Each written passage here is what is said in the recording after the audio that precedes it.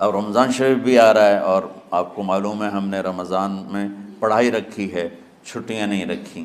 جب میں نے حسنین شروع کیا 1999 میں، تو اللہ نے میرے دل میں یہ بات ڈالی کہ رمضان تو علم کا مہینہ ہے، انا انزلناہ فی لیلۃ القدر، اور چاروں آسمانی کتابیں رمضان میں اور سارے صحیفے رمضان میں۔ پتہ نہیں اللہ کو کیا پسند تھا اس مہینے کا۔ حضرت ابراہیم علیہ السلام پر چھوٹی کتابیں اتریں یکم رمضان کو، حضرت موسیٰ علیہ السلام پر تورات اتری 2 رمضان کو، حضرت داؤد علیہ السلام پر زبور اتری 6 رمضان کو، حضرت عیسیٰ علیہ السلام پر انجیل اتری 12 یا 18 رمضان کو، اور اللہ کے نبی پر قرآن اترا فی لیلۃ القدر، لیلۃ القدر میں اترا۔ تو سارا آسمانی علم رمضان میں اترا۔ سارے مہینوں کے نام عربوں نے رکھے، محرم، صفر، ربیع الاول، ربیع الثانی، جمادی الاولی، جمادی الثانی، رجب، شعبان، رمضان، شوال، ذوالقعدہ، ذوالحج۔ اس میں جو رمضان ہے یہ نام اللہ نے رکھا، باقی مہینوں کے نام تو رکھے عربوں نے۔ پھر ان کی زبان پہ اللہ لایا رمضان، چونکہ ابھی تو دنیا بھی نہیں بنی تھی اور اللہ نے قرآن کی تلاوت فرمائی تھی، تو اس قرآن میں تھا شہر رمضان الذی انزل فیہ القرآن۔ تو رمضان کا نام اللہ نے پہلے سے چن رکھا تھا، پھر ان سے رکھوا دیا۔ رمضان کہتے ہیں رمض یرمز، جل جانا، جل جانا۔ رمضان کو رمضان کیوں کہتے ہیں؟ کہ اس میں گناہ جل جاتے ہیں۔ مسلمان پہلا روزہ رکھتا ہے اور اس کے گناہ اللہ جلانا شروع کرتا ہے، اس کی بھوک پیاس کی آگ میں گناہوں کو ڈالتا ہے، جلاتا ہے۔ آخر 29 رمضان یا 30 رمضان آخری رات اللہ تعالیٰ اس کی پچھلے سال کے سارے گناہ معاف فرما دیتا ہے۔ تو اس کو اس سے تشبیہ دی گئی کہ جیسے جلنے سے چیز ختم ہو جاتی ہے، رمضان کے روزے کی بھوک اور پیاس کی تپش سے اللہ تعالیٰ پچھلے سال کے سارے گناہوں کو معاف فرما دیتے۔ تو مجھے خیال آیا اس وقت جب ابھی بالکل کزرع اخرج شطأہ تھا، ہمارے مدرسے کی مثال کزرع اخرج شطأہ، دعا کرو اللہ تعالیٰ فاستغلظ فاستوی علی سوقہ سے بنا دے۔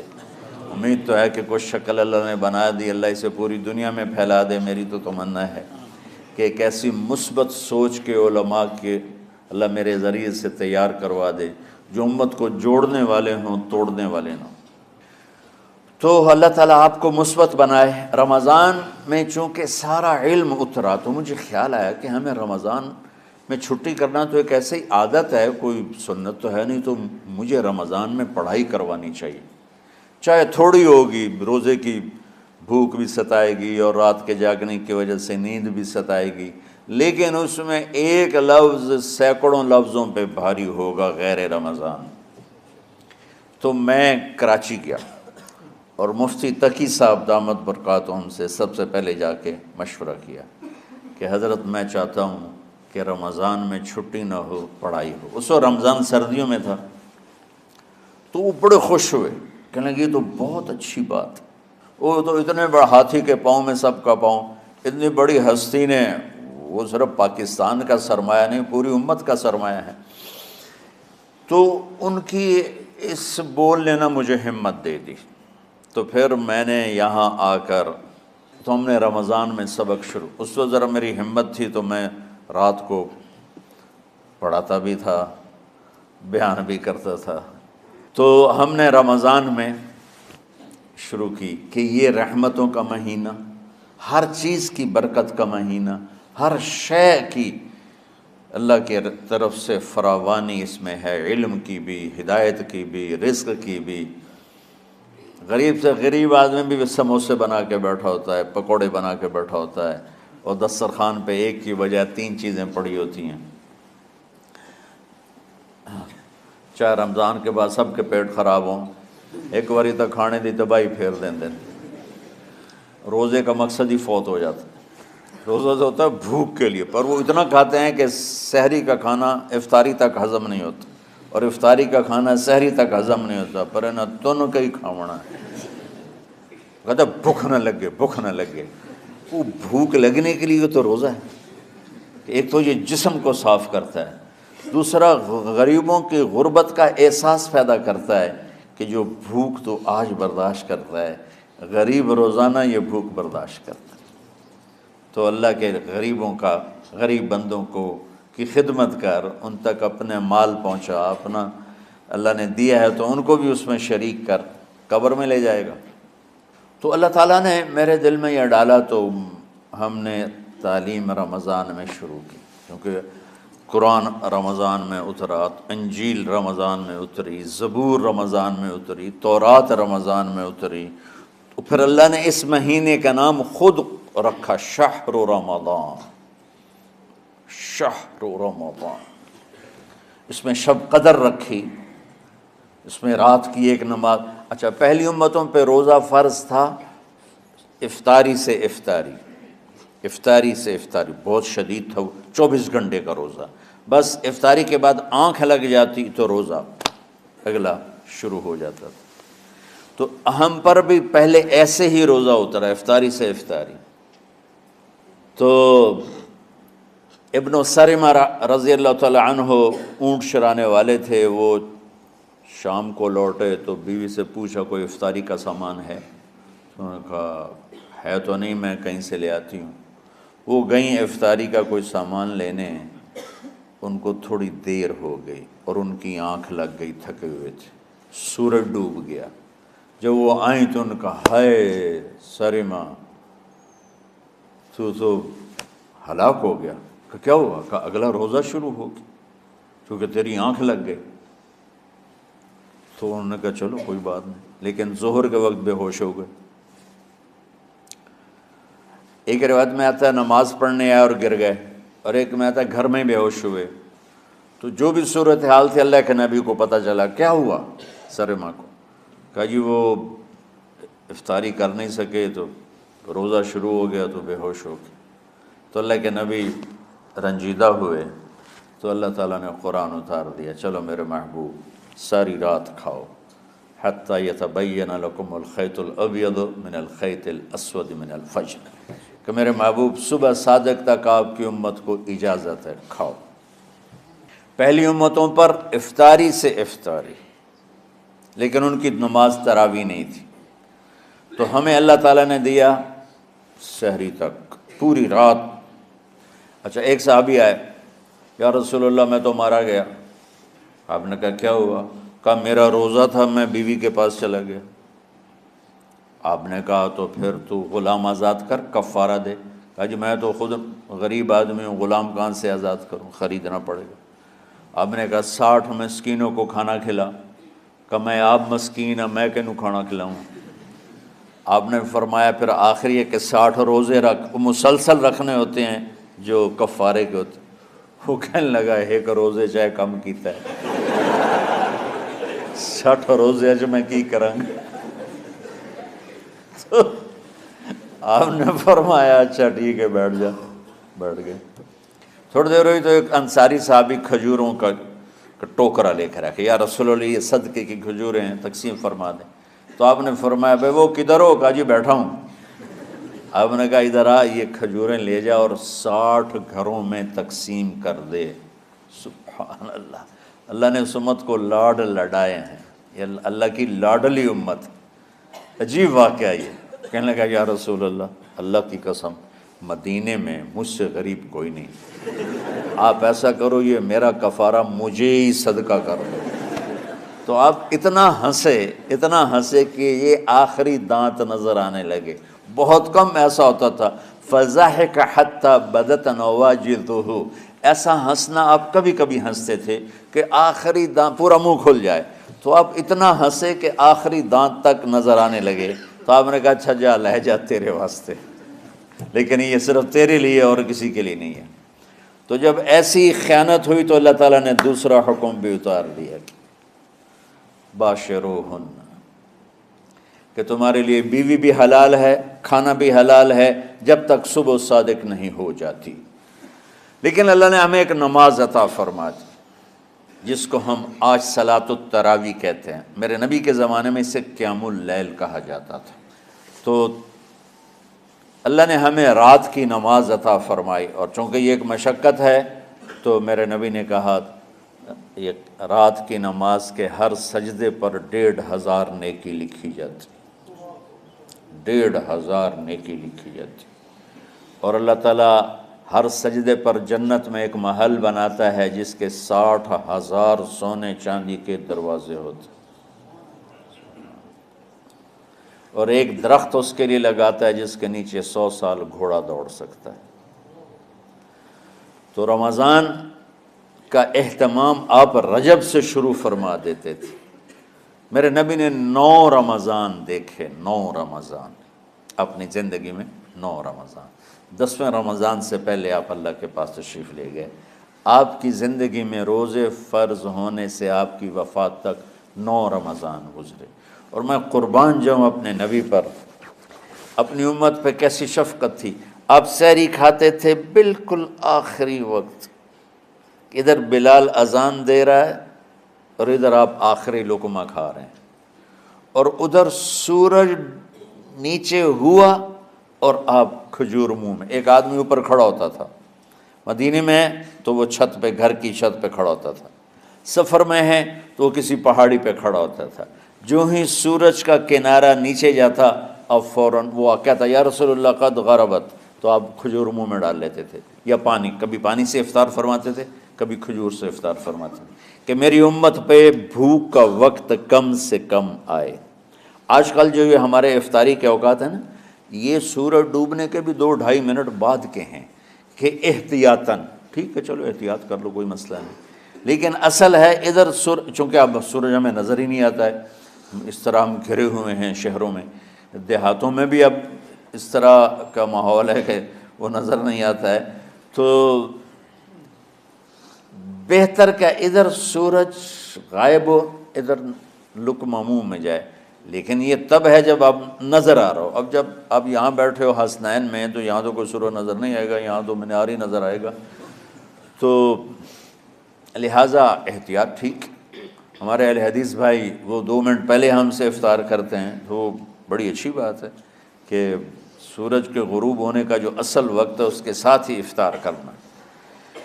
اور سحری میں ایک واقعہ سناتا ہوں، آپ سحری کھا رہے تھے، بکرے کی سری پکی ہوئی تھی، تو مولا علی رضی اللہ تعالیٰ عنہ اور عرباض بن ساریہ رضی اللہ تعالیٰ عنہ آپ کے ساتھ کھانا کھا رہے تھے، تو حضرت بلال آئے، یا رسول اللہ وقت ختم ہو گیا ہے، میں اذان دینے جا رہا ہوں، آپ برائے مہربانی کھانا پینا بند کریں، اور یہ کہہ کر چلے گئے۔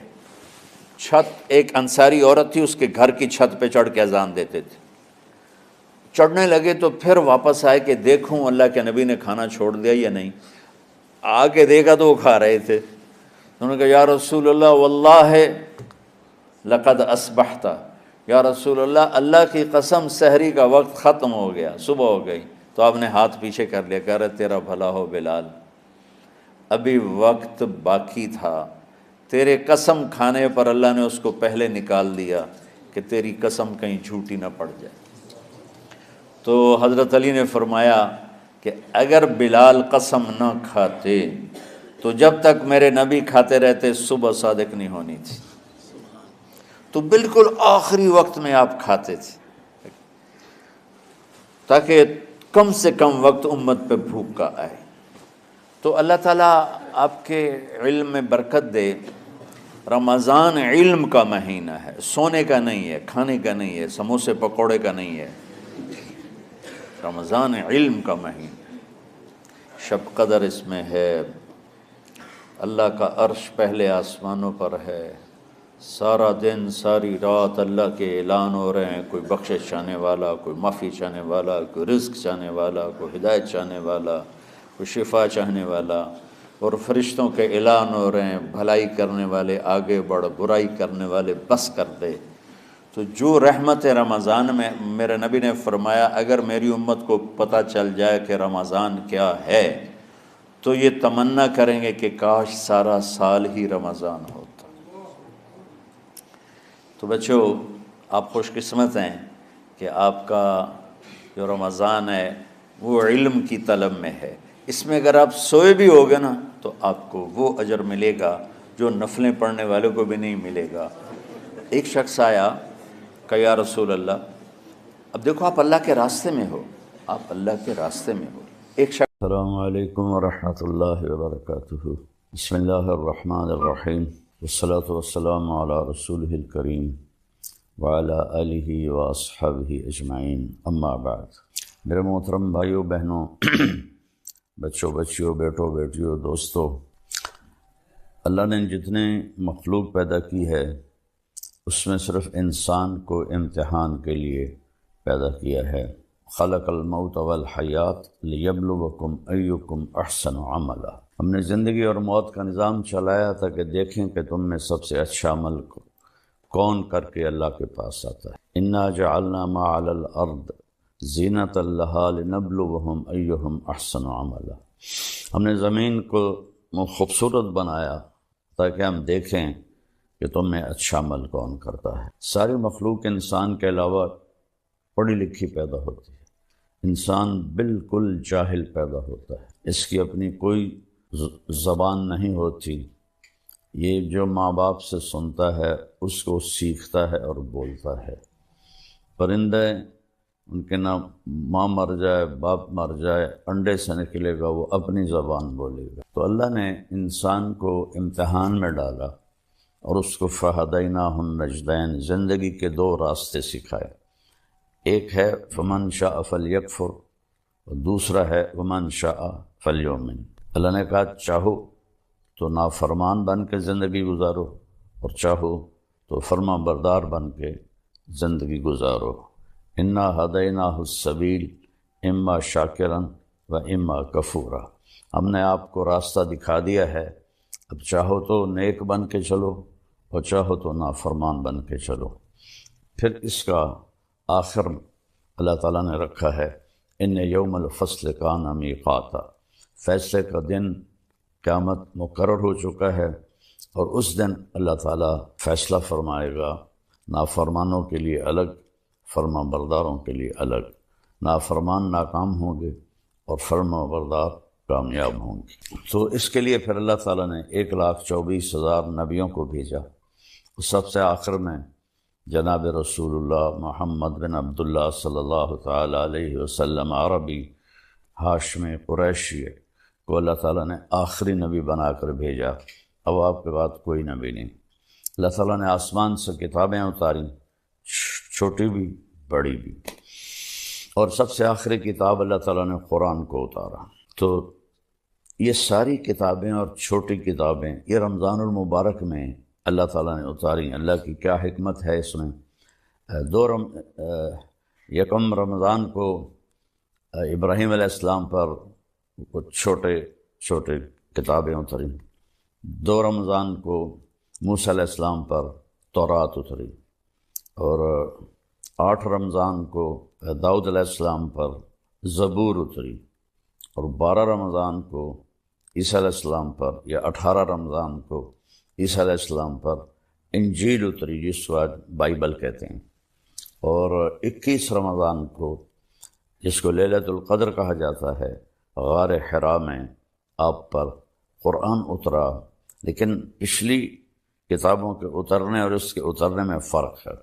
پچھلی کتابیں پوری لکھی ہوئی دے دی گئیں اور قرآن تھوڑا تھوڑا تھوڑا تھوڑا تھوڑا نزلناہ تنزیلا، ہم نے اسے تھوڑا تھوڑا تھوڑا تھوڑا کر کے 23 برس میں اللہ تعالیٰ نے اس کو مکمل کیا۔ اس کی پہلی آیت تھی اقرأ بسم ربک الذی خلق، خلق الانسان من علق، اور اس کی آخری آیت تھی واتقوا یوما ترجعون فیہ الی اللہ ثم توفی کل نفس بما کسبت۔ یہ سورہ بقرہ کی آیت ہے۔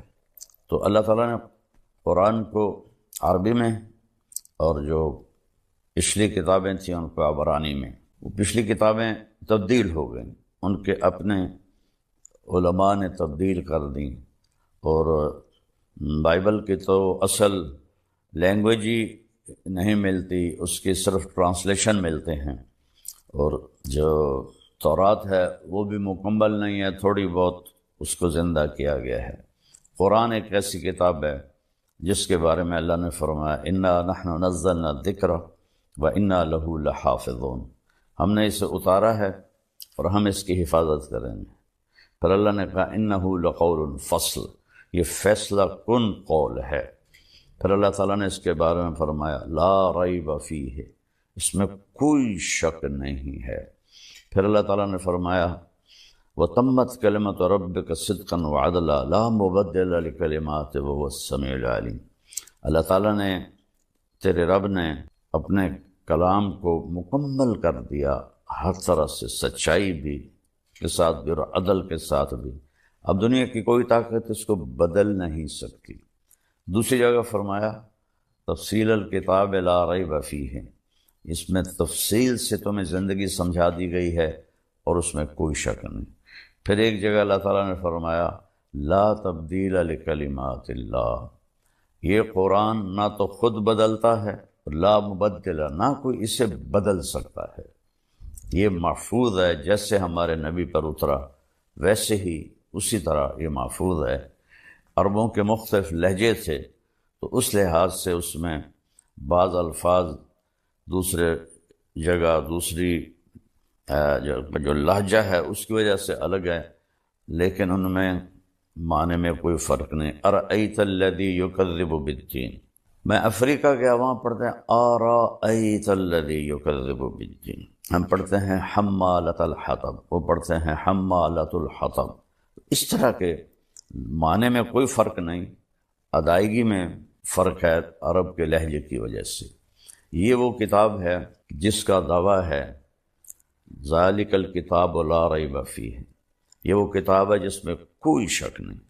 پھر اس کا دعویٰ ہے ان ھذا القرآن یہدی للتی ہی اقوم، صرف قرآن ہی ایک کتاب ہے اب جو سیدھے راستے کی رہنمائی کرتی ہے، باقی کتابیں تبدیل ہو گئی ہیں۔ اس میں خود علماء یہود نے، علماء نصارہ عیسائیوں نے تبدیلیاں کریں، لیکن قرآن کو آج تک نہ کوئی بدل سکا ہے، نہ یہ بدلے گا۔ قیامت کے قریب اس کو اٹھا لیا جائے گا، ایک دن صبح لوگ اٹھیں گے، دیکھیں گے تو قرآن کے سارے اوراق صفر ہوں گے، اس پہ کچھ بھی نہیں لکھا ہوگا۔ تو لہٰذا سیدھے راستے پر چلنے کے لیے صرف ایک کتاب باقی ہے، وہ ہے قرآن پاک، اور صرف ایک نبی ہیں، وہ ہے محمد الرسول اللہ صلی اللہ علیہ وسلم، جن کی زندگی پیدائش سے لے کر وفات تک وہ من و عن کے ساتھ محفوظ ہے۔ باقی انبیاء کی زندگی محفوظ نہیں ہے، چند واقعات ہیں، چند اقوال ہیں، لیکن ہمارے نبی کب پیدا ہوئے اور کب دنیا سے گئے اور کس حال میں گئے اور کیا کیا کہہ گئے، سارے کا سارا محفوظ ہے۔ پھر قرآن کا جیسے اللہ نے تعارف کروایا ہے وہ سارا تو میں نہیں بتا سکتا، ایک دو آیتیں بتاؤں گا۔ اس کی عظمت دلوں میں اتارنے کے لیے، اس لیے کہ جب تک حاکم کی دل میں عظمت نہ ہو تو حکم کی عظمت نہیں ہوتی، کہنے والے کی طاقت کا پتہ نہ ہو تو اس کے کہے کی طاقت بھی معلوم نہیں ہوتی۔ سورہ طٰہٰ کو اللہ تعالیٰ نے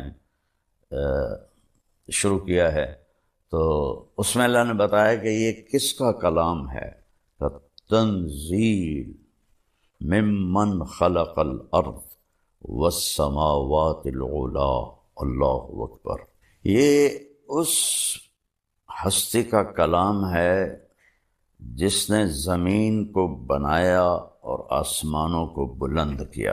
اور تنزیل کا قرآن ایک کلام ہے، کتاب بعد میں ہے، اور یہ فرق ہے، قرآن اللہ کا کلام ہے، اللہ کی ذات سے نکلا ہے۔ باقی تین کتابیں لکھوائی گئیں، تورات، زبور، انجیل، بائبل لکھوائی گئی، وہ تبدیل ہو گئی۔ قرآن اللہ کی ذات سے نکلا ہوا کلام ہے، اللہ نے خود اسے بولا ہے، اس کو آج تک کوئی بدل نہیں سکا، نہ یہ بدلے گا۔ تو تنزیل، ایک تو میں کہوں کہ وہ آ رہا ہے، میں اب لہجہ بدل کے کہتا ہوں وہ آ رہے ہیں، تو آپ کو معلوم ہوگا کہ کوئی بڑی شخصیت آ رہے ہیں۔ چہرے سے بھی ہوتا، میں کہتا ہوں آ گیا، مطلب معمولی آدمی آ گئے ان کو بہت بڑا آدمی ہے، تو اگر تنزیل وہ آ رہا ہے، وہ اتارا جا رہا ہے، کس کی طرف سے؟ ممن خلق الارض، جس نے زمین کو پیدا کیا، والسماوات العلا، بلند آسمانوں کو پیدا کیا۔ آج تک قرآن کے بغیر، آسمانی علم کے بغیر کوئی یہ سمجھ نہیں پایا کہ اس کائنات کو کس نے پیدا کیا، کیسے پیدا کیا۔ لہذا ایک طبقہ بہت بڑا ہے ایتھیسٹ، جو کہتے ہیں یہ خود بخود پیدا ہو گیا ہے، یعنی اس سے احمقانہ اور بے وقوفی کی کوئی بات ہی کوئی نہیں ہے کہ یہ سارا کچھ خود بخود پیدا ہو گیا ہے اور یہ کبھی نہیں ختم ہوگا، یہ ایسے ہی چلتا رہے گا۔ خیر وہ تو دوسری بات ہے۔ تو اللہ نے تعارف اس طرح کرا ہے کہ پہلے حاکم کا، جس نے کلام اتارا ہے، پہلے اس کی عظمت اللہ نے بٹھائی، ممن خلق الارض والسماوات العلا، زمین کا بنانے والا، بلند آسمانوں کا بنانے والا کون ہے؟ تو اللہ نے ابھی اپنا ذاتی نام نہیں بتایا، تعریف صفتیں بتائیں، نام پیچھے جا رہا ہے، تو اندر انسان کے شوق بڑھتا جا رہا ہے کون؟ تو آتا ہے الرحمن، یہ رحمان ہے جس نے اتارا۔ اللہ کی سب سے اعلیٰ صفت ہے وحدانیت کے بعد الرحمن، کہ یہ رحمان نے اتارا ہے۔ رحمان وہ ہوتا ہے جو حد درجے رحم کرنے والا ہو، تو جو وہ یہ کلام بھیج رہا ہے یہ سخت، یہ شدت والا نہیں، رحمت والا ہے۔ کون ہے بھائی وہ الرحمن؟ پھر بھی نام نہیں بتایا، علی العرش استویٰ، عرشوں پر اس نے استوا کیا ہے۔ کون ہے جس نے عرشوں پر استوا کیا ہے؟ تو پھر نام نہیں بتایا، آگے اپنی حکومت بتائی، لہو ما فی السماوات، آسمانوں میں جو کچھ ہے وہ اللہ کا، وما فی الارض، زمین میں جو کچھ ہے وہ اللہ کا، وما بینہما، اس کے درمیان جو کچھ ہے اللہ کا، وما تحت الثری، زمین کی تہ میں جو کچھ ہے اللہ کا، للہ المشرق والمغرب فأینما تولوا فثم وجہ اللہ، مشرق بھی اللہ کا، مغرب بھی اللہ کا، جدھر دیکھو گے اللہ کی قدرت کے نظارے تمہیں نظر آئیں گے۔ تو پھر سوال کون ہے بھائی؟ پتہ تو بتاؤ ہے کون؟ تو پھر صفت آئی، وَإِن تَجْهَرْ بِالْقَوْلِ فَإِنَّهُ يَعْلَمُ السِّرَّ وَأَخْفَى، اور وہ ہے کہ تم زور سے بولو جیسے میں بول رہا ہوں، یا تم دل میں بولو، دل میں، جیسے آپ دیکھیں میں نے ہونٹ بند کر لیے، میں کچھ بولا ہوں، اسے میرے کانوں نے نہیں سنا، فیل کیا ہے، محسوس کیا ہے۔ تو اللہ کہتا ہے کہ اگر تم وہ ہو کہ ساری کائنات کے انسان، مرد، عورت، جنات زور سے بولو یا دل میں بولو، وہ تمہارے اونچی بولنے کو بھی سنتا ہے، اور تمہارے دل میں جو خیال اٹھ رہے ہیں ان کو بھی سنتا ہے۔ یہ اپنی ہیبت بٹھائی، چونکہ کہنے والے کو آپ نہیں جانتے، اس کے کہے کو بھی نہیں جانیں گے۔ آج قرآن پہ عمل کیوں نہیں ہے؟ کیوں؟ اللہ کو لوگ جانتے ہی نہیں، اللہ کا سیدھا نام بھی لینا نہیں آتا، خدا کہتے رہتے ہیں، خدا کہتے رہتے ہیں۔ اب آیا اللہ کا نام، اب میں پیچھے سے پڑھتا ہوں، تنزیل ممن خلق الارض والسماوات العلا الرحمن علی العرش استوى له ما في السماوات وما في الارض وما بينهما وما تحت الثرى وان تجهر بالقول فانه يعلم السر واخفى۔ اتنی لمبی اپنی ہیبت، قدرت، طاقت بیان کی، اور انسانی شوق بڑھ گیا، یار بتاؤ تو صحیح ہے کون؟ تب آیا اللہ، اللہ نے اپنا اب نام لیا، اللہ، یہ اتارنے والا، زمین بچھانے والا، آسمان اٹھانے والا، اور رحمان انتہائی مہربان، عرش پہ استوا کرنے والا، زمین آسمان کا اوپر نیچے دائیں بائیں آگے پیچھے مشرق مغرب شمال جنوب کا مالک، اور سب کی سننے والا، چاہے زور سے بولیں یا دل میں۔ کون ہے بھائی؟ اب تو بتاؤ، دل دھڑک رہا ہے، کہتے ہیں وہ اللہ ہے۔ اللہ، اللہ کیسا ہے؟ لا الہ الا ہو، اس کے سوا کوئی عبادت کے قابل نہیں، اس کے سوا کوئی مدد کے قابل نہیں، اس کے سوا کوئی دینے والا نہیں، اس کے سوا کوئی مارنے والا نہیں، اس کے سوا کوئی زندگی دینے والا نہیں۔ تو کیسا ہے وہ؟ لا الہ الا ہو، وہ ایک اکیلا ہے، اس کا کوئی شریک نہیں، اس کے کوئی مد مقابل نہیں۔ الملک لا شریک لہ، الفرد لا ند لہ، تنہا ہے، اس کی مثل کوئی نہیں۔ العلج لا سمیع لہ، بلند ہے، اس کا ہمسر کوئی نہیں۔ الاول بلا بدایہ، اس کی وہ سب سے پہلے ہے، اس کی ابتدا کوئی نہیں۔ والآخر بلا نہایہ، وہ سب سے آخر ہے، اس کی انتہا کوئی نہیں۔ قدیم بلا ابتدا ودائم بلا انتہا، ہمیشہ سے ہے، ابتدا کے بغیر، ہمیشہ رہے گا اینڈ کے بغیر۔ تو اور کوئی ہے اس کی صفات جیسا نہیں۔ لہ الاسماء الحسنی، تمام خوبصورت صفات اس ایک اللہ کی ہیں۔ تو اس طرح اللہ نے قرآن کا تعارف کرایا کہ یہ تمہارے رب کا کلام ہے۔ امت نے چھوڑ دیا تو ذلت کی پستیوں میں گر گئے۔ پھر میں دو جگہ اور آپ کو بتاتا ہوں کہ اللہ تعالیٰ فرماتے ہیں یا ایھا الناس قد جاءتکم موعظۃ من ربکم وشفاء لما فی الصدور وہدی ورحمۃ للمؤمنین۔ یہ اللہ نے قرآن کا فائدہ بتایا۔ یہ کیا ہے؟ تمہارے پاس یا ایھا الناس کہا، یا الذین آمنوا نہیں کہا، صرف مسلمانوں کو نہیں کہا، بلکہ اس قرآن کے بعد پوری دنیا کے لیے اب ایک ہی کتاب ہے، وہ قرآن ہے۔ باقی کتابیں ویسے ہی بدلی ہوئی ہیں، ان میں ویسے ہی کتنے مذاہب ہیں جن میں بت پرستی آ گئی ہے۔ اپنے ہاتھوں سے، کمال نادانی کی بات ہے، اپنے ہاتھوں سے ایک بناتے ہیں، پہلے پتھر سے بناتے تھے، اب پلاسٹک سے بناتے ہیں، پھر اسی کے آگے ہاتھ جوڑ کے کھڑے ہو کر اس سے مانگ رہے ہوتے ہیں۔ بھلا اس سے زیادہ نادانی کی کوئی بات ہو سکتی ہے؟ ہاتھوں سے بنی ہوئی چیز کی پوجا شروع کر دینا۔ اللہ کے نبی کے دور میں بنو حنیفہ تھے، تو وہ یہ ادھر نجد میں رہتے تھے، ریاض کی طرف۔ تو ان کے ایک سال کھجوریں بہت زیادہ ہوئیں، تو انہوں نے فالتو کھجوروں کا بت بنا دیا اور ایک سال تک اس کی پوجا کرتے رہے۔ اگلے سال خشک سالی ہوئی اور پھل تھوڑا آیا، تو اسی خدا کو توڑ تاڑ کے تقسیم کر کے کھا گئے۔ یہ انسانی عقل تھی، اس وقت بھی تھی، اب بھی یہی حال ہے۔ پتھر کے بت بناتے ہیں، پلاسٹک کے بت بناتے ہیں، پھر انہی کے آگے ان کو سجدے بھی کرتے ہیں، ان کے آگے ہاتھ بھی جوڑتے ہیں۔ تو میرا اللہ کہہ رہا ہے میں نے تمہارے لیے، اے دنیا کے انسانوں، تمہارے پاس ایک نصیحت آئی ہے، اور یہ اس کے 3 کام ہیں۔ شفاء لما فی الصدور، دل کے اندر کی بیماریوں کو صرف قرآن شفا دے سکتا ہے۔ دل کی سب سے بڑی بیماری کیا ہے؟ شرک، اللہ کا شریک ٹھہرانا۔ اللہ بھی ہے اور اللہ کے ساتھ کئی بھگوان بھی ہیں، کئی دیوتا ہیں، کئی دیویاں ہیں۔ تو اللہ تعالیٰ نے کہا کہ نہ، یہ جو شرک ہے قرآن اس کو دھوتا ہے۔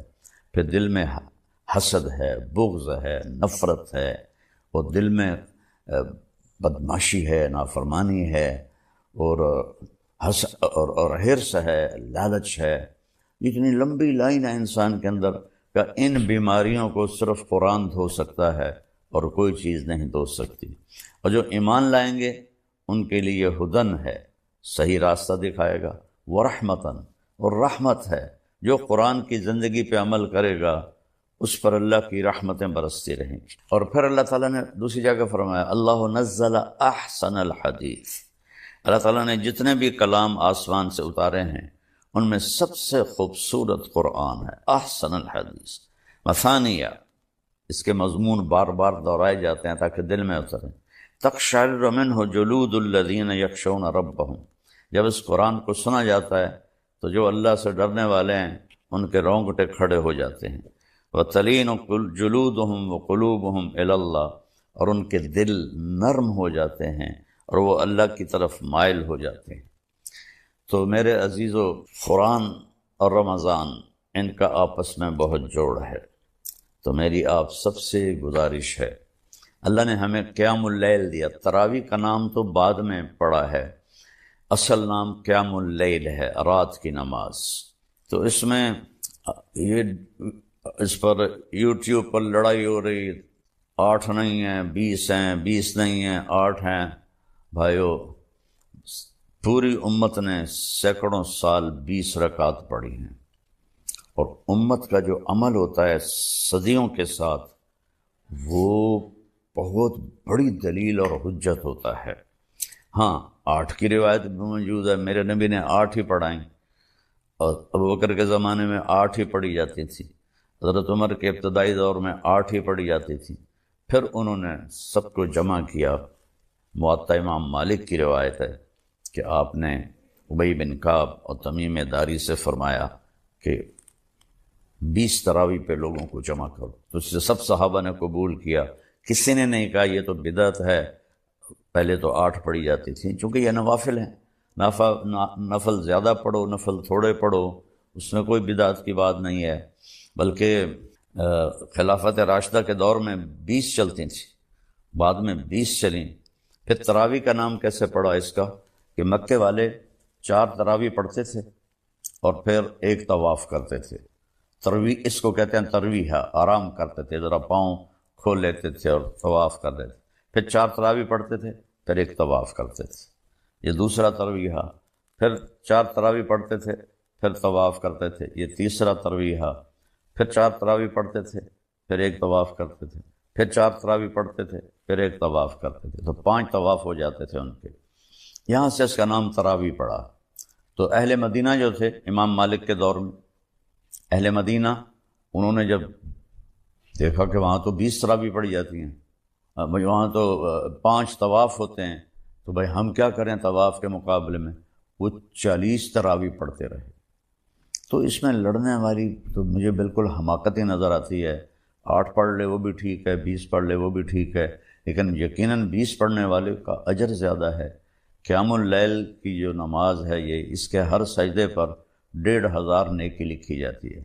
تو 8 پڑھ کے جانے والا لے گیا 12000، اور 20 یہ اور 3 وتر، تو وہ 20 پر اس کو 40 سجدے ملے، تو اس کو 60,000 نیکی ملی، اور پھر اوپر 6 سجدے ملے تو 9000 نیکی ملی، تو وہ 69,000 نیکیاں لے کے گیا۔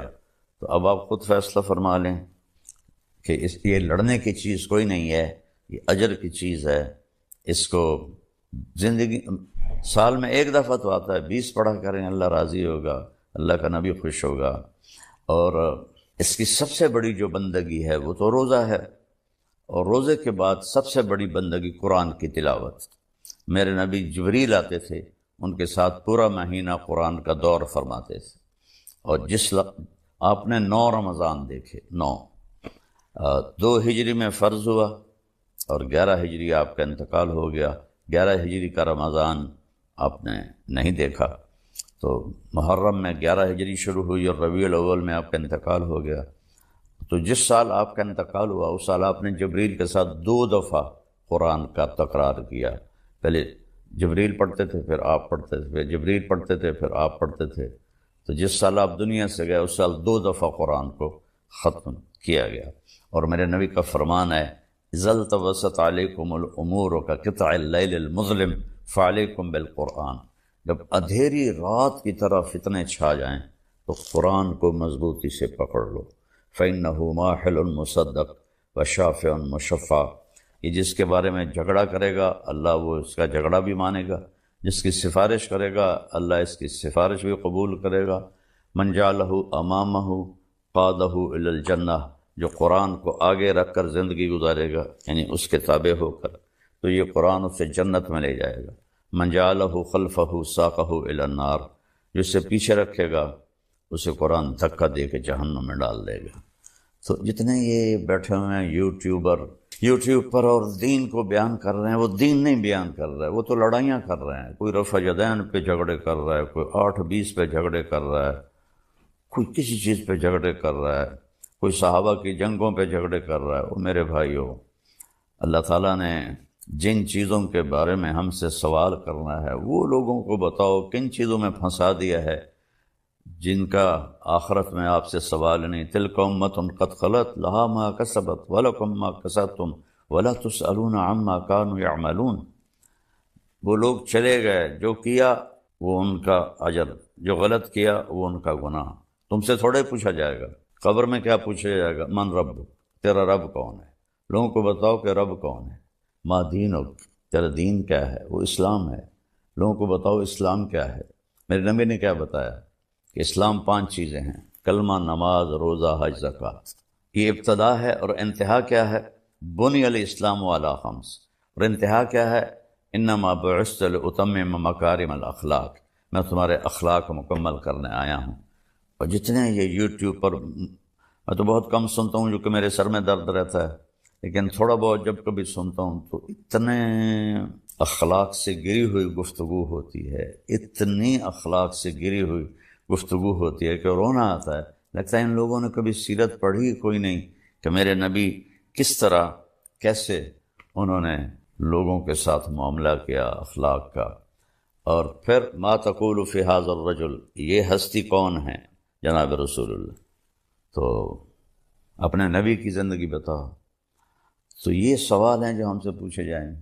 پھر قیامت کے دن لا تزال قدم عبد حتی یسأل عن 4، زمین انسان کے پاؤں کو پکڑ لے گی جب تک چند سوال نہ ہو۔ ان عمرہ فیما افناہ، بتاؤ میرے بندے زندگی کہاں خرچ کی؟ ان شبابہ فیما ابلاہ، جوانی کہاں کیسے گزاری؟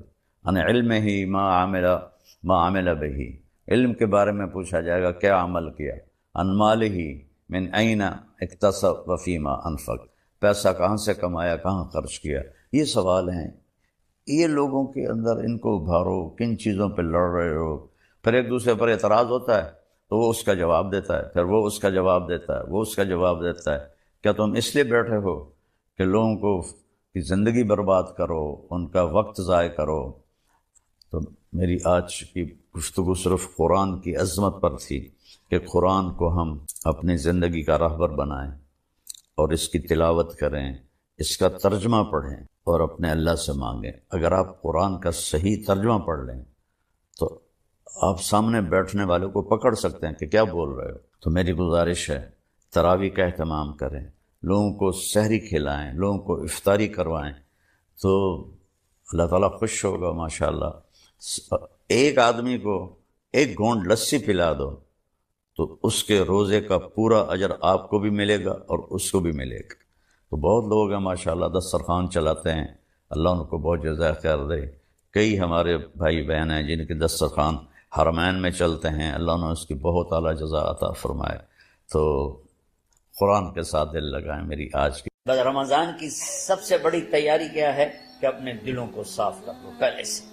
شعبان کی سب سے بڑی تیاری کیا ہے کہ اپنے دلوں کو صاف کر لو۔ جس دل میں نفرت ہو، بغض ہو، کسی کے لیے غصہ ہو، کسی کے لیے کیا کیا جذبے ہوں، دل صاف کرنا۔ ہمارے گھروں میں روزانہ جھاڑو ہوتا ہے، یہاں مدرسے میں روزانہ صفائی ہوتی کہ نہیں ہوتی؟ کیونکہ دنیا کی اصل گندگی ہے تو جھاڑو ہاتھ سے نہیں چھوٹ سکتا۔ حرم شریف میں دیکھا کیسے چاروں طرف خدام پھر رہے ہوتے ہیں برش لے کر، تو دل پہ غبار ایسے آتا ہے جیسے صحن میں غبار آتا ہے، دل پہ گندگی ایسے آتی ہے جیسے صحن میں آتی ہے۔ تو ہم نے نظام بنایا ہوا ہے، لوگ وہ کر رہے ہیں، وہ روزانہ جھاڑو دیتے ہیں۔ تمہارا دل ایک آنگن ہے، ایک صحن ہے، اس میں بغض، نفرت، حسد، پتہ نہیں کیا کیا گندگیاں آئیں گی اور آتی رہیں گی۔ بچوں ایک کام کرو، جھاڑو پکڑ صاف۔ یا اللہ معاملہ تجھ سے کرنا ہے، لوگوں سے نہیں۔ کسی نے برا کہا، کسی نے غیبت کی، کسی نے گالی دی، کسی نے دھکا دیا، کسی نے حق مارا، کسی نے کچھ کیا، یا اللہ تیرے سے میں نے اپنے دل کو سب سے صاف، میں نے اپنے دل کو سب سے صاف کیا۔ یہ اتنی بڑی عبادت ہے کہ بڑے بڑے نفلوں والے، تہجد والے، حج عمرے روزے والے تمہیں نہیں پکڑ سکتے، کیونکہ اس کا کرنے والا دنیا میں کوئی نہیں۔ نفل پڑھنے والے تو بے شمار ہیں، عمرے کرنے والے بے شمار ہیں، علماء بے شمار ہیں، حاجی بے شمار ہیں، سخاوت کرنے والے بے شمار ہیں، لیکن اس ٹکڑے کو صاف کرنے والا لاکھوں میں ایک بھی نہیں۔ مشکل کام، آپ یہ سیکھیں، صاف صاف۔ صاف۔ یہ رمضان کی سب سے بڑی تیاری اور علم کو حاصل کرنے کی سب سے بڑی چابی ہے کہ اپنے دل کو کھلا کرنا۔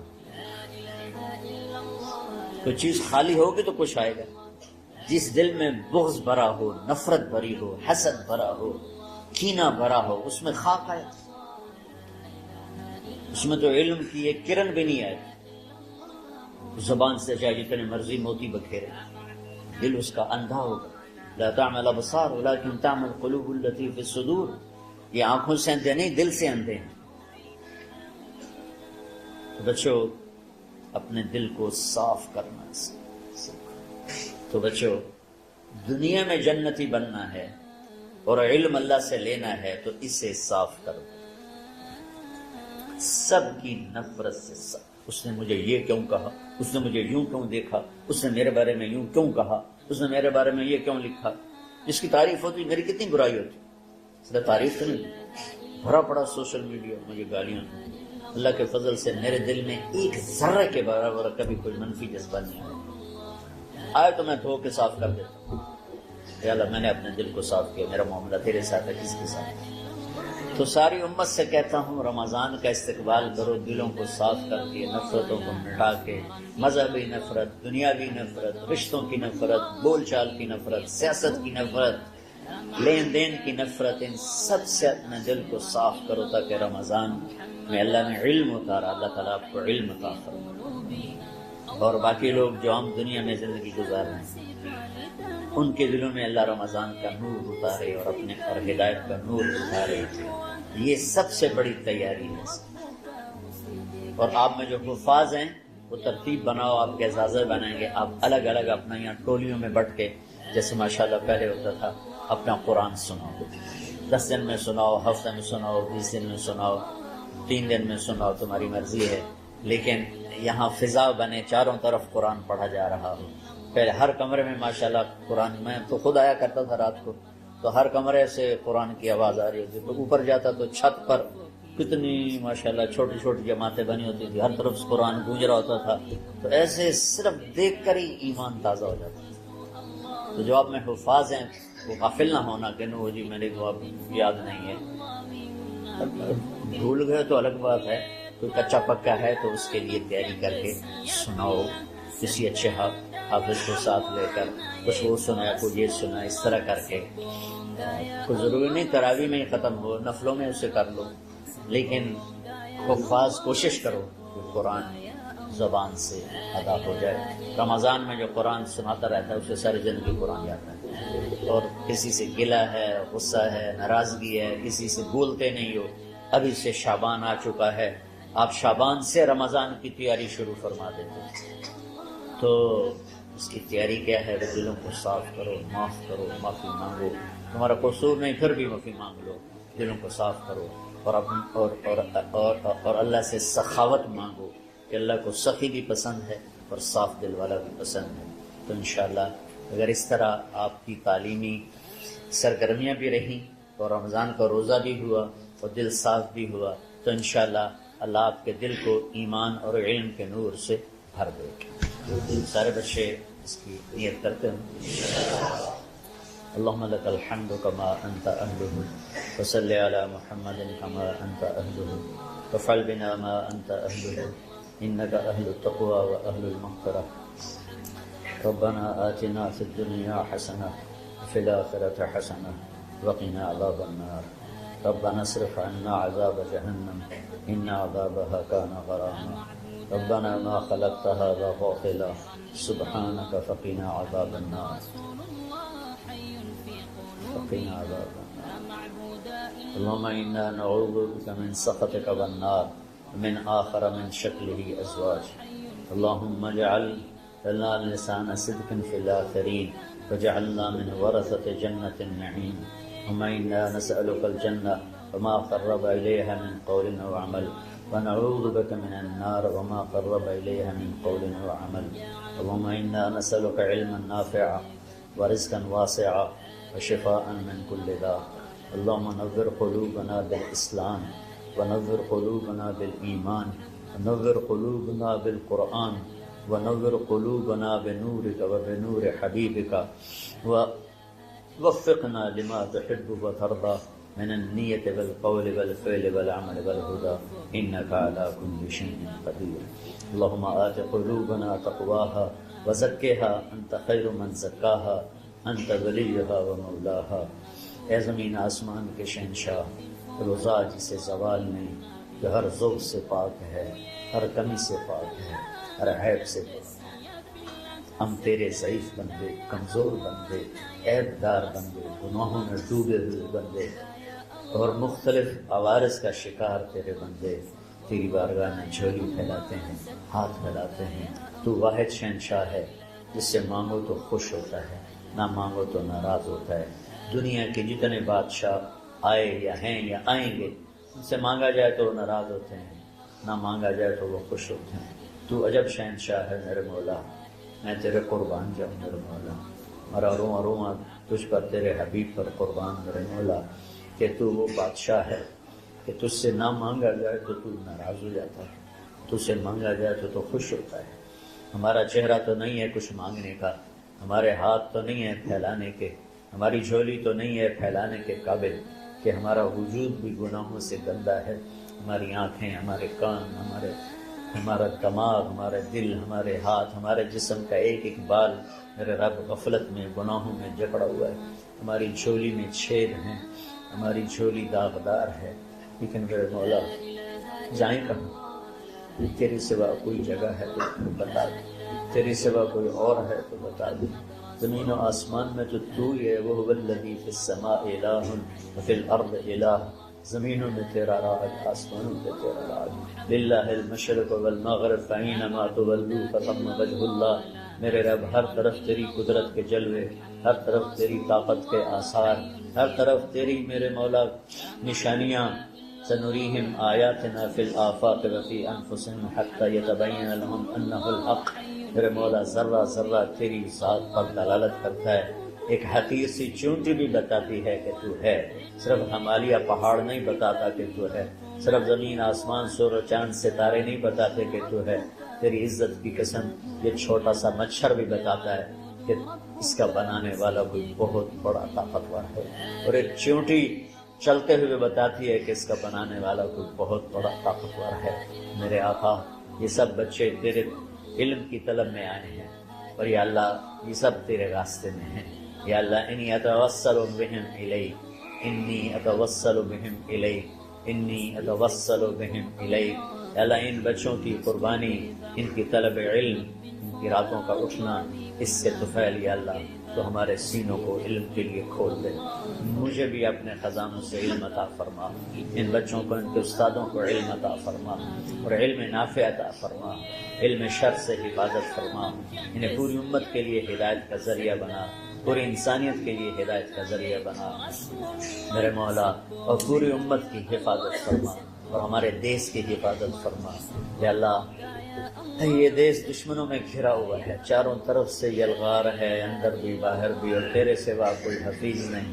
تو ہی ہے جس نے آگ کو ٹھنڈا کیا حضرت ابراہیم پر، اور موسیٰ کے لیے علیہ السلام کے لیے سمندر کو پھاڑا، اور مچھلی کے پیٹ میں اپنے بندے یونس کو بچایا، اور چھری کے نیچے سے تو نے اسماعیل کو بچایا. میرے مولا تیری قدرتوں کی انتہا نہیں. یہ دیس تیرے نام پہ بنا تھا، لا الہ الا اللہ پہ بنا تھا. بنانے والوں کا نعرہ کانوں میں گونجتا ہے اور کتابوں میں پڑھتے ہیں، پاکستان کا مطلب کیا؟ لا الہ الا اللہ. یا اللہ اس پورے زمانے میں 2 ریاستیں تیرے نام پہ بنی، ایک مدینہ کی ریاست اور ایک پاکستان کی ریاست. لیکن میرے مولا ہم نے تیری اس نعمت کو بہت گندا کر دیا، غلیظ کر دیا، ظلم سے بھر دیا، قتل سے بھر دیا، چوری سے بھر دیا، ڈاکے سے بھر دیا، جوئے شراب زنا سے بھر دیا، سود سے بھر دیا، کھوٹ سے بھر دیا، بددیانتی سے بھر دیا، ماں باپ کی نافرمانی سے اسے گندا کر دیا، ظلم و ستم، گالی گلوچ سے، نمازیں چھوڑ کر، روزے چھوڑ کر. یا اللہ لیکن اس کے باوجود وہ لوگ جنہوں نے اس کے لیے قربانیاں دی تھیں، اور 6 لاکھ انسان ذبح ہوئے تھے، وہ سارے مخلص تھے، ان کا خون تیرے نام پہ بہا تھا. ان کی طفیل میرے مولا اس ملک کی حفاظت فرما، اس کے حکمرانوں کی، اس کے تاجروں کی، اس کی فوج کی، اس کی پولیس کی، اس کے تمام سرکاری محکموں کی اور تمام دنیاوی محکموں کی اور تمام یا غیر سرکاری محکموں کی اور بازاروں کی اور کھیتوں کی، دیہاتوں کی، شہروں کی، چاروں صوبوں کی حفاظت فرما۔ یا اللہ اپنے خزانوں سے تو رزق کے دروازے کھول۔ ہمارا ملک پانی کی کمی کا شکار ہو رہا ہے، ہمیں وافر پانی عطا فرما۔ ہمارے اسباب و وسائل میں بہت کمی آ رہی میرے مولا، اپنی قدرت سے اپنے اس ملک کے لیے رزق کا، ہدایت کا دروازہ کشادہ فرما۔ یا اللہ جو اس کی دشمنی کرنے والے ہیں ان کو بھی ہدایت نصیب فرما، اور ان کے مقدر میں ہدایت نہیں تو ان کے شر سے اس کی حفاظت فرما۔ یا اللہ پوری امت کا کہ خون کی، عزت کی، جان کی، مال کی، بچوں کی، بچیوں کی، عزتوں کی حفاظت فرما۔ پوری دنیا کے کفر کو ہدایت دے دے، پوری دنیا کے غیر مسلموں کو ایمان دے دے، امریکہ والوں کو ہدایت دے دے، افریقہ والوں کو ہدایت دے دے، یورپ والوں کو ہدایت دے دے، ایشیا والوں کو ہدایت دے دے، آسٹریلیا والوں کو ہدایت دے دے۔ جو تجھے نہیں پہچانتے انہیں اپنی پہچان کرا دے۔ ہمیں تو ذریعہ بنا لے ان تک اپنا پیغام پہنچانے کا اور تیرا تعارف کروانے کا، تو ہماری زندگی اس کے لیے قبول فرما لے۔ ان بچوں کو قبول فرما لے، انہیں ہدایت کے چراغ بنا، ہدایت کے سورج بنا، ان کو، ان کے والدین کو دنیا اور آخرت کی ہر خیر نصیب فرما۔ ان پڑھانے والوں کو، اس میں کام کرنے والوں کو، دنیا و تمام شاخوں میں پڑھنے والے، پڑھانے والے، خدمت کرنے والے، کام کرنے والے، ان کے بچوں کی حفاظت فرما، ان کی دنیا بھی بھلی فرما، ان کی آخرت بھی بھلی فرما۔ اور یا اللہ امت کے جوڑنے کا مدرسۃ الحسنین کو ذریعہ بنا دے، امت کو جوڑنے کا مدرسۃ الحسنین کو ذریعہ بنا دے۔ یا اللہ جو ایمان کے تیری بارگاہ میں پہنچ گئے ان کے درجے بلند فرما، ان کی قبریں روشن فرما۔ ہم جو پیچھے آ رہے ہیں ہمیں عافیت والی، صحت والی، سہولت والی زندگی دے اور ایمان والی موت عطا فرما۔ یا اللہ امراض والی موت سے بچا، ہسپتالوں والی موت سے بچا، اغتیال والی موت سے بچا، عافیت سلامتی والی ایمان کے ساتھ، اپنی رضا کے ساتھ ہماری واپسی یا اللہ مقدر فرما۔ یا اللہ جو بیمار ہیں، جو بچے بیمار ہیں، جو اساتذہ بیمار ہیں، یا اللہ میں بھی تیرا حقیر فقیر بندہ بیماری میں چل رہا ہوں، ہم سب کو صحت شفا کامل نصیب فرما، صحت شفا کامل نصیب فرما۔ یا اللہ صحت شفا کامل نصیب فرما۔ یہ جو نکاح ہوا ہے ان میں بھی یا اللہ جان بین میں برکت نصیب فرما اور محبت نصیب فرما۔ یا اللہ ہم سب سے راضی ہو جا۔ توفنا مسلمین والحقنا بالصالحین غیر خزایا ولا مفتونین انک علی کل شیء قدیر۔ ربنا آتنا فی الدنیا حسنہ وفی الآخرۃ حسنہ وقنا عذاب النار وصلی اللہ تعالی النبی الکریم آمین برحمتک یا ارحم۔ بس رمضان کی سب سے بڑی تیاری کیا ہے کہ اپنے دلوں کو صاف کر لو پہلے سے، کہ جس دل میں نفرت ہو، بغض ہو، کسی کے لیے غصہ ہو، کسی کے لیے کیا کیا جذبے ہوں، دل صاف کرنا۔ ہمارے گھروں میں روزانہ جھاڑو ہوتا ہے، یہاں مدرسے میں روزانہ صفائی ہوتی کہ نہیں ہوتی؟ کیونکہ دنیا کی اصل گندگی ہے تو جھاڑو ہاتھ سے نہیں چھوٹ سکتا۔ حرم شریف میں دیکھا کیسے چاروں طرف خدام پھر رہے ہوتے ہیں برش لے کر، تو دل پہ غبار ایسے آتا ہے جیسے صحن میں غبار آتا ہے، دل پہ گندگی ایسے آتی ہے جیسے صحن میں آتی ہے۔ تو ہم نے نظام بنایا ہوا ہے، لوگ مقرر ہیں وہ روزانہ جھاڑو دیتے ہیں۔ تمہارا دل ایک آنگن ہے، ایک صحن ہے، اس میں بغض، نفرت، حسد، پتہ نہیں کیا کیا گندگیاں آئیں گی اور آتی رہیں گی۔ بچوں ایک کام کرو، جھاڑو پکڑ لو، صاف کرو۔ یا اللہ معاملہ تجھ سے کرنا ہے، لوگوں سے نہیں۔ کسی نے برا کہا، کسی نے غیبت کی، کسی نے گالی دی، کسی نے دھکا دیا، کسی نے حق مارا، کسی نے کچھ کیا، یا اللہ تیرے سپرد میں نے اپنے دل کو سب سے صاف کیا، میں نے اپنے دل کو سب سے صاف کیا۔ یہ اتنی بڑی عبادت ہے کہ بڑے بڑے نفلوں والے، تہجد والے، حج عمرے روزے والے تمہیں نہیں پکڑ سکیں گے، کیونکہ اس کا کرنے والا دنیا میں کوئی نہیں۔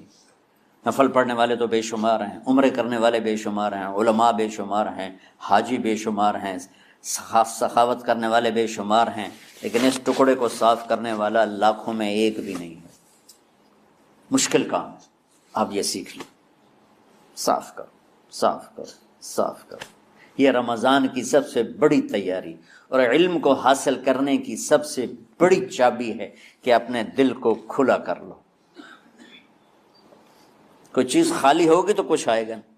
جس دل میں بغض بھرا ہو، نفرت بھری ہو، حسد بھرا ہو، کینہ بھرا ہو، اس میں خاک آئے گا، اس میں تو علم کی ایک کرن بھی نہیں آئے گی۔ اس زبان سے چاہے جتنے مرضی موتی بکھیرے، دل اس کا اندھا ہوگا۔ لا تعمل ابصار ولكن تعمل القلوب التي في الصدور۔ یہ آنکھوں سے اندھے نہیں، دل سے اندھے ہیں۔ تو بچوں، اپنے دل کو صاف کرنا سیکھو۔ وہ کتنی مشہور حدیث ہے، آپ نے کہا اس دروازے سے ایک جنتی آ رہا ہے، تو ایک انصاری صحابی داخل ہوئے، جوتا ہاتھ میں، داڑھی میں وضو کا پانی۔ اگلے دن اس دروازے سے ایک جنتی آ رہا ہے، تو ایک صحابی آئے، ہاتھ میں جوتا، داڑھی میں وضو کا پانی، وہی صحابی۔ اگلے دن اس دروازے سے ایک جنتی آ رہا ہے، تو وہی صحابی 3 دن جنت کی بشارت لیے۔ اس صحابہ کی جماعت میں ایک شخص ہیں جن کا نام ہے عبداللہ بن عمر بن عاص۔ ان سے بڑا عبادت گزار صحابہ میں کوئی نہیں تھا، نہ سابقین میں نہ متاخرین میں، نہ پہلوں میں نہ بعد والوں میں۔ ان کی عبادت کیا تھی؟ ساری رات جاگنا، سارے دن کا روزہ، اور ایک ختم قرآن صبح سے شام۔ اتنی اللہ نے طاقت دی تھی۔ پھر وہ غلو والی بات آ گئی، ایکسٹریم ہونے والی بات آ گئی۔ ان کی شادی والی رات حجلہ عروسی میں داخل ہو رہے ہیں، دلہن کے کمرے میں داخل ہو رہے ہیں، اور مصلی بچھا کے اللہ اکبر، اور دیر نفل تے نفل، دیر نفل تے نفل۔ تو ان کی بیگم نے دیکھا تو وہ بھی خیر کا زمانہ تھا، انہوں نے بھی وضو کیا اور پیچھے مصلی بچھا کے وہ بھی فجر تک نفل پڑھتے رہے۔ صبح ہوئی تو حضرت عمر بن عاص رضی اللہ عنہ نے پوچھا، بیٹی رات کیسی گزری؟ کہا جی ماشاءاللہ آپ کے بیٹے تو بڑے عبادت گزار ہیں، ساری رات نفلوں میں ہی گزری۔ تو وہ ان کو شکایت کر دی۔ حضرت عمر بن عاص کو اتنا غصہ چڑھا، بیٹے کو تو کچھ نہیں کہا، کتنی حکمت کی بات ہے، سیدھے گئے اللہ کے نبی کے پاس، یا رسول اللہ یہ عبداللہ دیکھیں کیسا نادان ہے، اس کی شادی کی ساری رات نفل پڑھتا رہا۔ تو آپ کہتے ہیں ماشاءاللہ ماشاءاللہ کتنی بڑی بات ہے، نفلوں میں گزر گئی، رات بھی نفلوں میں گزر گئی۔ تو آپ نے حضرت عبداللہ بن عمر کو بلا کے ڈانٹا کہ تو نے مہینے میں 3 دن روزے رکھنے ہیں، بس اس سے زیادہ نہیں رکھنے، اور ہفتے میں 1 قرآن ختم کرنا ہے۔ کہا یا رسول اللہ میرے اندر طاقت زیادہ ہے۔ پھر اچھا 15 دن روزے رکھنے، کہنے میرے اندر طاقت زیادہ ہے۔ آپ اس کو تھوڑا تھوڑا کر کے گھٹاتے رہے، اور وہ ہر دفعہ نہیں یا رسول اللہ میرے اندر طاقت زیادہ ہے۔ تو آخر میں آپ نے کہا اچھا چلو 100 داودی پہ آ جاؤ، 1 دن روزہ رکھو، 1 دن افطار کرو، اور 3 دن سے پہلے قرآن ختم نہیں کرنا۔ تو آپ نے اس کو پیچھے کیا۔ یہ بیٹھے تھے اس محفل میں، ان کے دل میں آیا کیا یہ بزرگ مجھ سے زیادہ عبادت کرتے؟ رات میں ساری جاگتا ہوں، دن روزہ رکھتا ہوں، 1 ختم کرتا ہوں، تو جنت کی بشارت تو مجھے ملنی چاہیے تھی، ان کو کیسے مل رہی؟ یہ کسی کتاب میں نہیں لکھا کہ یہ ان کا جذبہ تھا، لیکن جو کہ میں ان کی سیرت کو جانتا ہوں تو مجھے خیال آتا ہے کہ ان کی نفسیات میں یہ بات آئی ہوگی، چونکہ صرف انہی کو خیال آیا کہ میں جا کے دیکھتا ہوں کہ یہ بزرگ کیا کرتے ہیں۔ تو ان کے پاس پہنچ گئے، چاچا ذرا، وہ ادھیڑ عمر تھے، چاچا وہ میرے ابا تھوڑے ناراض ہیں، تو کچھ دن آپ کے پاس گزار لوں؟ کا بیٹا بسم اللہ آ جاؤ۔ اب رات ہوتے ہی عشاء کی نماز پڑھ کے انہوں نے جلدی سے چادر اوپر لی اور یوں سراخ کر کے ان چاچے کو دیکھنے لگے ایسے کر کہ اب یہ کیا ساری رات سجدہ کرے گا، اور ساری رات روتے روتے روتے روتے مصلی گیلا ہو جائے گا، یا ساری رات رکوع کرے گا، ساری رات قیام کرے گا، ساری رات قرآن پڑھے گا، اس تصور سے یوں دیکھ رہے۔ اور وہ بزرگ صحابی تشریف لائے، سرانے پہ سر رکھا، اللہم بسم کا موت و احیا، ہو گئے۔ اب یہ دیکھ رہے ہیں ابھی اٹھیں گے، ابھی اٹھیں گے، ابھی اٹھیں گے، اٹھے نا، فجر کی اذان پہ اٹھے۔ اب یہ تو حیران پریشان ہو گئے کہ یہ کیا ہو؟ اس زمانے میں تو منافق تہجد نہیں چھوڑتے تھے ڈر کے مارے، کہ پتہ نہ چل جائے ہمارے کفر کا. تو یہ چاچا جنت بھی لے گیا تو ستا بھی پیا کہ چلو کل دیکھوں گا. اگلی رات پھر چادر سر پہ کر کے اور یوں سوراخ کر کے لیٹے ہوئے اور دیکھ رہے. چاچا پھر تشریف لے اور سرانے پہ سر رکھا، اللہم بسمک اموت و احیا، ہو گئے. فجر کی اذان پہ اٹھے. یہ اور پریشان ہو گئے کہ میرا نبی کا فرمان تو سچا ہے، اس میں تو شک بھی کفر ہے، لیکن عمل کیا ہے جس پر اس کو جنت کی بشارت ملی؟ 2 رکعت نفل بھی نہیں. اور آج کے دور میں تم میں سے ماشاءاللہ اکثر بچے تہجد پڑھتے ہیں کہ 1 رات اور دیکھوں گا. تیسری رات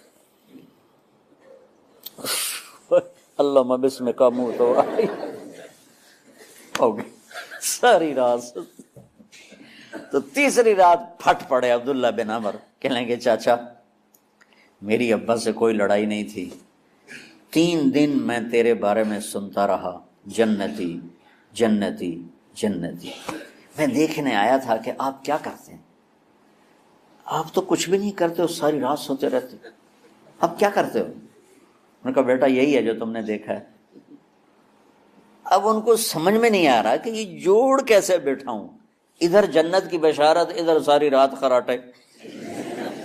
اب یہ اس میں جوڑ کیسے بیٹھا ہوں، کیونکہ نبی کی بات تو غلط ہو نہیں سکتی. تو اب وہ نا ایسے نا بڑے بے دل سے ہو کر واپس مڑے، پتہ نہیں کی چکر ہوئے گی کوئی گل. جب وہ دروازے تک پہنچے تو کہنے لگے بیٹا ادھر آنا. واپس آ گئے.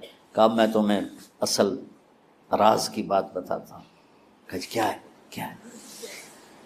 تو یہاں ہاتھ رکھا، کہا یہ جو دل ہے نا اس میں کسی انسان کی نفرت نہیں.